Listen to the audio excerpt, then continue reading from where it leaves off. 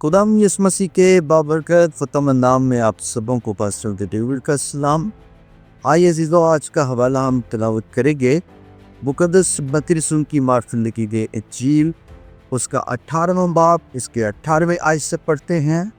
तो कलाम मुक़द्दस में यूं मलकूम है, मैं तुमसे सच कहता हूँ कि जो तुम ज़मीन पर बांधोगे वो आसमान पर बंधेगा, जो तुम ज़मीन पर खोलोगे वो आसमान पर खुले। आइए अज़ीज़ों, आज हम खुदा के कलाम पर गौर करेंगे। आसमान पर बांधना, ज़मीन पर बांधना, आसमान पर खोलना, ज़मीन पर खोलना।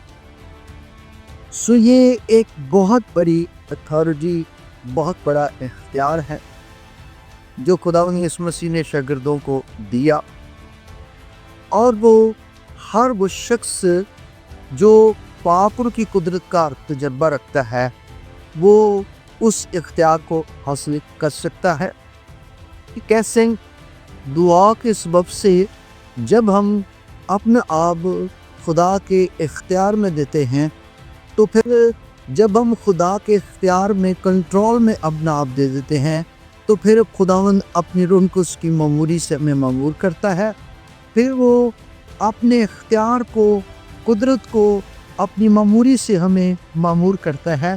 फिर हम जब दुआ करते हैं तो दुआ के सबब से जो है वो आसमान खुलता है, जिसकी एक खूबसूरत मिसाल याकूब के ख़त में हमें मिलती है कि एलिया हमारा हमतबीयत इंसान था, उसने बड़े ज़ोर के साथ दुआ की, आसमान बंद हो गया।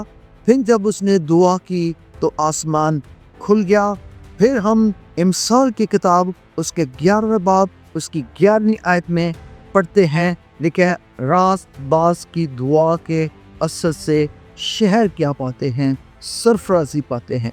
अगर आप अपनी ज़िंदगी में चाहते हैं कि आप पर अगर आसमान बंद हो चुका है, आप पर बरकतों के दरवाजे बंद हो चुके हैं, आपके खिलाफ आपके लिए रास्ते बंद कर दिए गए हैं, तो आपको उस यीशु मसीह की बात पर कायम रहने की ज़रूरत है और अपने आप को उसके ताबे करने की ज़रूरत है, ताकि आप उसका इलाही इख्तियार, कुदरत को हासिल कर सके।